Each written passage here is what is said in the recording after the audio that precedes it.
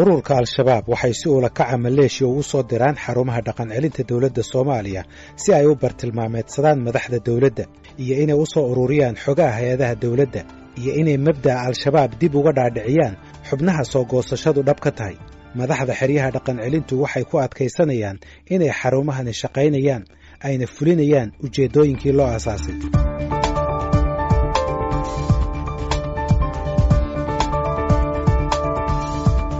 15 bishii May ee aynu soo dhaafnay Cabdinuur Macalin Xasan oo ahaa sargaal hore uga tirsanaan jiray al-shabaab waxa uu toogtay askari ka tirsan nabad sugidda magaalada Balad Xaawo oo lagu magacaabi jiray Cabdinaasir Cabdullaahi Ibraahim waxa uu ka qaatay qorigiisii kadibna waxa uu u tallaabsaday duleedka magaaladaasi oo ay ku sugayeen xubno ka tirsan al-shabaab kuwaasi oo u galbiyey dhinaca saldhigga weyn ee ay ku leeyihiin halka lagu magacaabo Gadoondhawe ka hor inta uusan geysan dilkaasi waxa uu Cabdinuur isku dayay inuu dilo saraakiil sarsare oo ka tirsan ciidanka iyo hoggaanka siyaasadda oo ay ka mid ahaayeen taliyaha ciidanka deegaankaas iyo wasiirka amniga Jubbaland Cabdirashiid Xasan Nuur Cabdirashiid Janan dadka kale oo isku dayay inuu dilo waxaa ka mid ahaa Buule Aadan Axmed oo horey gudoomiye ku-xigeen uga soo ahaan jiray magaalada Balad Xaawo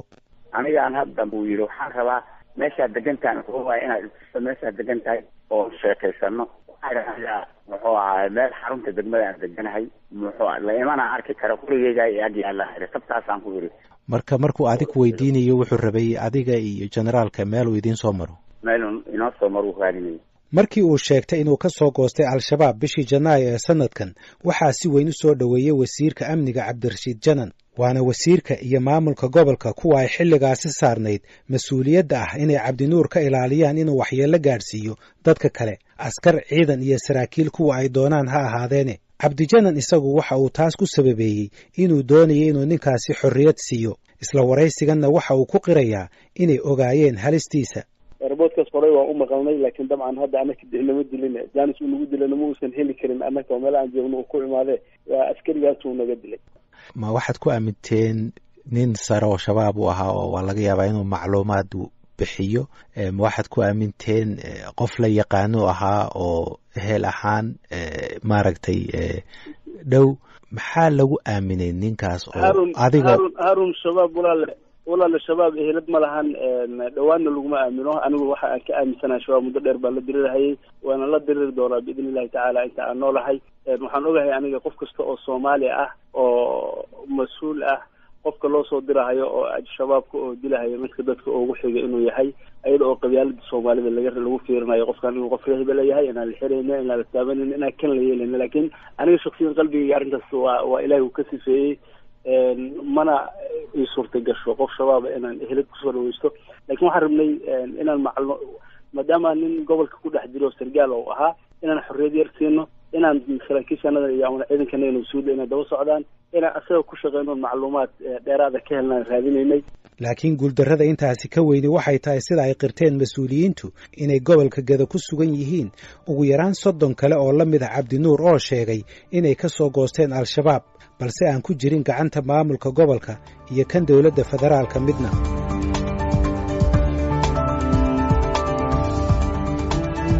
13 bishii Febraayo ee sanadkii hore 2017 Isaaq Boorow Cali iyo xubin kale oo ka tirsanaa al-shabaab waxay isku soo dhiibeen wasiirka amniga maamul goboleedka Koonfur Galbeed Xasan Xuseen Maxamed Xasan Eelay oo soo dhaweyn u sameeyay una yeeray warbaahinta halkaasi oo ay sawirro iskaga qaadeen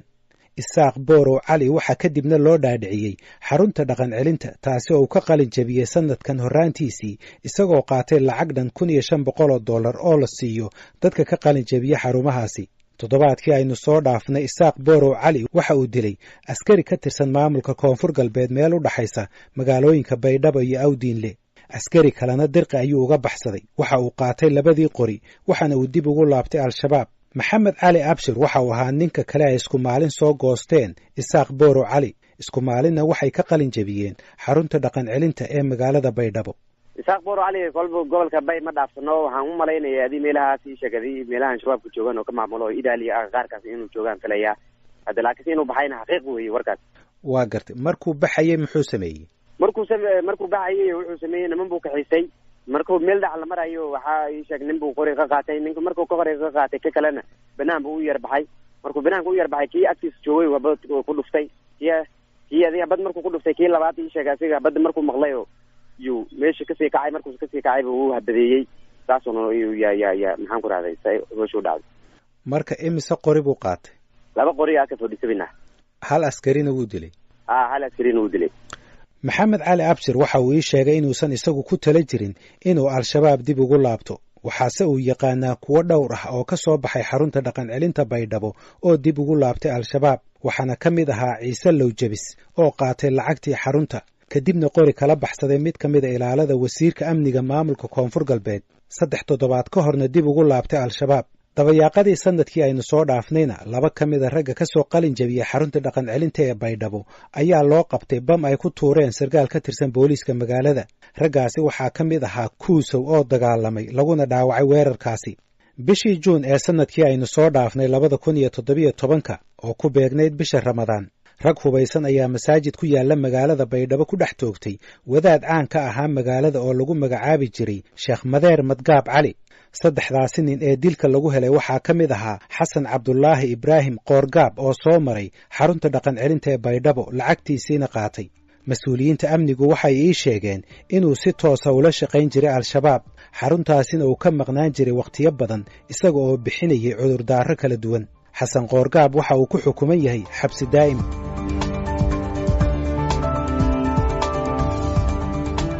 wasaaradda amniga ee Soomaaliya waxaa hoos yimaada 3 xarumood oo dhaqan celin ah, kuwaas oo ku kala yaala magaalooyinka Muqdisho, Baydhabo iyo Kismaayo, waxayna qayb ka yihiin barnaamijka lagu magacaabo mashruuca qaran ee maamulka dadka ka hadhay dagaalka. waxayna madaxda xarumahaasi ku faanaan inay soo mareen 2,000 oo dad ah oo ka soo goostay ururka al-shabaab, kuwaasi oo helay dhaqan celin iyo xirfado sida ay ku qoreen qoraalkooda rasmiga. hase yeeshee dadka sida dhow ula socda xubnaha ka soo goosanaya al-shabaab waxay ii sheegeen in badan oo sheegta inay ka soo goostaan ay dhab ahaan la shaqeeyaan ururka al-shabaab, marka ay hawshooda gutaanna ay dib ugu laabtaan. mid ka mid a saraakiishii hore ee amniga ee la soo shaqeeya barnaamijkan dhaqan celinta waxa uu ii sheegay in 10% dadka soo goostaa ay dib u laabtaan. mid ka mid a saraakiisha ka soo goosatay al-shabaabse waxa uu ii sheegay inay intaasi ka badan yihiin. cumar maxamed abo ayaan waxa uu ka tirsanaan jiray saraakiisha dacwada ee ururka al-shabaab. dadka oo iska soo goosanaya al-shabaab dhammaantood ma aha daacad. waxay iskugu jiraan 2 kooxood, koox oo dhab ee ka tahay iyo koox hadaf leh. hadafkooda waxa u kala qaadaya inay tahay 2 ayay leeyihiin, hadaf ayay ka leeyihiin markay soo goosanayaan. mid waxay tahay dadkii soo goosta xaggaasi imaaday inay dib u tashkiiliyaan xerooyinka ay ku helaan, ee dhahaan raggii aad u timaadeen waa naga soo tagteen, meesha imaadeen calmaaliyad baa joogto, diintana naguma dhaqmo, dib usoo tashkiiliyaan markay dhibaatooyinka la kulmaan ee fursad ku helaan. iyo dad meesha ku helaa ammaan, halkaasi markay ammaan ku helaanne oo la aqoonsado oo dawladda markaas u fasaxda magaalooyinka inay kala galaan, kabacdina dhibaatooyinkooda meesha ay ka wataan, si ay markii loo soo qabto la dhaho xerisrintii ku jira ninkaani waa soo dhiibay loo dhaho, kabacdina meeshaas dhibaatooyinkiisa uga sii wato ilaa laga qabto ama uu ka fashilmo oo dib ugu laabto. marka inuu soo maray xarumaha dhaqan celinta ama xerisrindi waxay siinaysaa caddayn qofkii inuu meel kasta tegi karo, meel kasta mari karo, isagoo hawlihiina u fulinaya al-shabaab. sax, meel kasta inuu tegi karo, meel kastana u mari karo, howlihiina shabaab u fulinayo, isla markaana dhibaateynayo dadka muslimiinta ahay, isla markaana dhibaateynayo qofkii si run ah isku soo dhiibo oo markii la tashkiiliyey kabacdina madax adeegay, kaasna waa beegsanayaan. waxay beegsanayaan waa dawladda, waxay kaloo beegsanayaan ninkii information ka haya ee kasoo tegey, ee hadhowtii xerooyinkii iyo meelaha kasoo tegay dib inuu urufiyaan ee u diidayaan, usoo jaajoos u diidayaan, kuwaasna waa beegsanayaan. marka hadafyada ay ka leeyihin waxay tahay inay dhibaateeyaan raggii sida dhabta isku soo dhiibay iyo ragga dawladda ah, ayagoo haysta waraaqada ay jidadka ay ku mari karaan iyo aqoonsi. hadhowti markii la qabto haddii oo hub iyo gacan lagu qaban oo la dhaho war ninka waxa waa sii daya waraggii soo dhiibay, oo halkaasan uu ku hela ammaan buuxdo si oo wax howlihiisa u fusho ilaa uu ka fashilmo.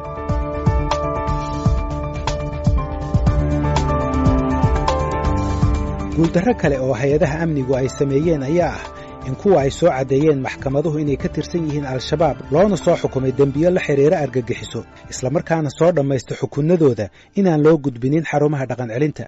gaashaanle sare xasan cali nuur shuute waa guddoomiyaha maxkamadda darajada 1 ee militariga Soomaaliya. usbuuc walba waxa uu maxkamadeeyaa xubno ka tirsan al-shabaab oo soo galay faldambiyeedyo kala duwan iyo kuwa la tuhunsan yahay. hase yeeshee xubin kasta oo ka mid ah eedaysanayaasha laguma helo dembiga ay galeen. qofka lagu soo eedeeyo al-shabaab balse caddaymo ku filan loo waayo waxa uu amri jiray in la geeyo dhaqan celinta. waxaa kaloo dhaqan celinta uu u diri jiray qofka lagu helay dembi ah la shaqaynta al-shabaab balse aan lagu hayn karin xabsiyada dadka waaweyn da'diisa oo yar darteed. waxaa kale oo la geyn jiray dhaqan celinta dadka isa soo dhiibistooda ay qaldantay. tusaale ahaana dadka soo galay magaalada balse aan soo marin nidaamka isa soo dhiibista. taas beddelkeedana ku soo degay mas-uul, ehel ama qof kale oo asxaab ah. hase yeeshee wakhti haatan laga joogo 2 sano xarumaha dhaqan celintu waxay sheegeen inaysan aqbali doonin ragga ka tirsan al-shabaab ama la tuhunsan yahay ee ka yimaada dhinaca maxkamadaha militariga. go'aanka lagu hor joogsaday in al-shabaabka dembiyada galay halkaasi lagu dhaqan celiyo waxa uu qayb ka yahay is-afgarad 23 bishii Febraayo sanadkii 2015 ay kala saxeexdeen dowladda Soomaaliya iyo dowladda Britain oo maalgelisa xarunta ugu weyn ee dhaqan celinta ee ku taala magaalada Muqdisho ee lagu magacaabo Sarindi. waxaana heshiiskaasi wada saxeexday wasiirkii hore ee amniga Cabdirasaaq Cumar Maxamed iyo safiirkii hore ee Britain u joogay Soomaaliya Neil Wigan. heshiiskaasi kadib waxaa kaloo xarunta dhaqan celinta laga sii daayey xubnihii al-shabaab ee maxkamadaha soo maray. mid ka mid a dadka hore looga sii daayay xabsiyada dowladda ayaa 7 ka hor mar kale loo soo dacweeyey falo la xiriira al-shabaab, waxaana mar kale la hor keenay gaashaanla sare Xasan Cali Nuur Shuute. imise qof oo xabsigooda dhammaystay oo shabaab u xirnaa ayaa markii la sii daayey kadib loo soo dacweeyey falal la xiriira shabaab? way badan yihiin dadka noocaas ah. xilligaasi markii oo waxaa lagu maqaalaa dadkii aan horta oo la geey jiray in hal maalin heshiiskii markii la saxiixday kadib hal maalin tiro 64 qofooda ooda laga qaaday. taasaa kaliftay marka dadkii banaanka u baxay iyo dadkii xilliyada ka dambeeyay dhammaystay qaybtii oo ku naqatay shabaabka ama qaybtii oo looga shakiyay in dib loo soo dacweeyey. dad bil walbo amba 2 bil kasta dhowr qofooda la keenaa. hadda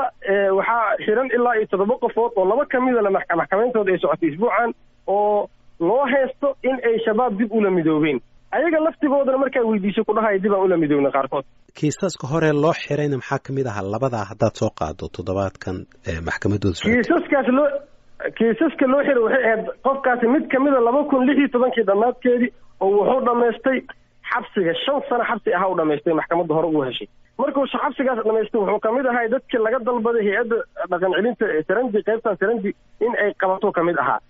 Sarandi heshiiskaas iyo xasan galnay dhaheen saasay ku suuragali weysay inay qabtaan. kadib saas oo banaanka uga baxay sababtoo ah qof xabsi maxkamadda dambi ku heshay oo la xukumay xabsigiisa dhammaystay. qaab kaloo loo hayay oo qaab maxkamadda iyo xabsiga weyna ugu sii jiri kara malaha. dambigu galay maxay ahayd markaas? shabaab inuu ka tirsan yahay ahayd. haddana maxaa loo soo xiray? inuu argay shabaab ka tirsan yahay haddana loo soo xiray mar kale. weliba isaga laftigiisa ku dhahay markaan uu dib ugu laabtay. 30 bishii November 2014 Faisal Yusuf Aadan oo ku magac dheeraa Awliyo iyo 3 kale oo soo dhammaystay xabsigooda ayaa maxkamadda militariga ay qortay warqadii loogu wareejin lahaa inay galaan xarunta dhaqan celinta. balse wax yar kadib markii la saxeexay heshiiska Soomaaliya iyo Britain, Faisal Awliyo iyo 64 qof oo kale oo hore uga soo tirsanaan jiray al-shabaab waxaa laga sii daayey xarunta dhaqan celinta. gaashaanla sare Xasan Cali Nuur Shuute ayaa sharaxaya sida ay wax u dhaceen. Faisal Yusuf Aadan wuxuu ka mid ahaa dadkii asaga uu ka duwan yahay dadkaani oo xeelada dhaqan celinta ay marka hore dadkii ogoladu ka mid yahay. wuxuu ka mid ahaa dad la soo qabtay oo hay'adaha ammaanka ay soo qabteen ay garsoorka hor keeneen iyadoo lagu dacweynayo wuxuu ka tirsan yahay kaliya shabaab uu ka tirsan yahay. baaris kadib maxkamaddu waxay ogaatay inuu qofkaani ka tirsanay shabaab kaliya in dambigaas ay ku heshay wayna ku heshay. kadib waxaa lagu xukumay xabsi 3 sano ah lagu xukumay. xabsigiisaas wuu dhamaaday 2014 taqriiban xilligaas uu dhamaaday bishii 11aad. sida nidaamku waagaas ahay maadaama uu xabsiga dhammaystay qofkaani dembigii intii la ekay garsoorkuna oo saaray waxaa loo baahday in Sarandi la geeyo. maxkamaddu waxay amar ku bixisay in xerooyinka dhaqan celinta la geeyo. marka xilligaasi 2014 maxkamaddu waxay geysay Faisal waxay geysay xerada dhaqan celinta Sarandi hadda xamar ku taalo. taasi muddo intisaas markuu ku maqnaay waxaa dib loo keenay maxkamadda Faisal 2016 iyadoo la dhahayo Faisal xerada Sarandi oo ugu baxay si aanan sharci ahayn oo nidaam darro ah ugu baxay. maxkamaddu mar labaad ay ku amartay xerada Sarandi inay hayso lagu haayo meeshaasi Faisal intii oo lagu hubinayo afkaartiisii inay isbedeshay. hay-adaha amniga ee Soomaaliya ayaa horaantii sanadkii 2016 waxay heleen sirdoon muujinaya in Faisal Awliyo uu weli xiriir la leeyahay ururka al-shabaab. gaar ahaanna waxay ogaadeen macluumaad la xidhiirinaya maxamed dulyadayn taliyihii al-shabaab ee mas-uulka ka ahaa weerarkii loo geystay jaamacadda gaarisa 2 bishii abriil sannadkii 2015 bishii juun ee sannadkii 2016 waxaa ciidamada dowladda Soomaaliya iyo kuwa Maraykanku ay dileen dulyadayn muddo yar kadibna waxaa la qabtay awliyo waxaana mar kale maxkamadaha militarigu ay amreen in la geeyo xarunta dhaqan celinta maadaama uu hore u soo dhammaystay xukunkiisii xubinnimo ee al-shabaab balse mar kale Faysal Awliyo waxa uu ka baxay xarunta bishii Janaayo 27keedii 2017 Faysal Awliyo waxa uu darawal ka ahaa mid ka mid ah labadii baabuur ee isku qarxiyay saldhigga ciidamada militariga Kenya ee u dhow Kulbiyow oo ay ku dhinteen 67 ka tirsan askarta dowladda Kenya weerarkaasi al-shabaab waxay sheegteen inuu ahaa mid loogu aargudayay maxamed dulyadayn wasiirkii hore ee amniga Cabdirasaaq Cumar Maxamed oo saxeexay heshiiska dowladdu ay la gashay Britain waxa uu sheegay inay suurtagal tahay in culayska aynaan la aqbalin dadka laga soo daayo xabsiyada uu codsigaasi ka yimid dhinaca hay'adda fulinaysa mashruucaas laguna magacaabo Adams Smith International waa xasuustaa dhowr mar oo dad laga daaya hal mar kaliya ma aha dhowr mar soddon la daaya waa xasuustaa mar yacni 40 xoogaa la daaya waa xasuustaa 64 waa dhici kartaa in mar la daayo weliba qoradan Adam Smith International projectiga implement gareynaysay inay ayaga ay pressure ay wadeen waa dhici kartaa markaas oo pressurekooda muxuu ahaa pressurekooda wax kale ma aha waxay isku dayayeen ayaga iyo Ingiriiskaba inay yani kostiga ay yareeyaan kostigana wuxuu yaraanaa marka dadka meesha ku jira ay yar yihiin marka pressure dhinacaas oo kale inuu jiray waa dhici kartaa laakiin maxaad heshiiska ugu qori weydeen halkan xarunta qayb kamida waa in la geeyaa dadka xabsiga soo dhamaysta sababtoo dadkaasi suuqa laguma sii deyn karo iyaga dee mandate-kooda oo fundingka ay ku bixinayeen kuma aysan jirin taas moogta yani boolasi ahaan dowladda Soomaaliya waa u fiicnaan lahayd haddii ay raadin lahayd another funder ama another donor ama partner kaleeto oo fangareynayo oo high riskiga marka dadka maxkamadaha marka dadka xabiska laga soo daayo oo kaleeto rehabilitation loogu sameynayo laakiin dee ma aysan jirin dee lamana raadinin markaas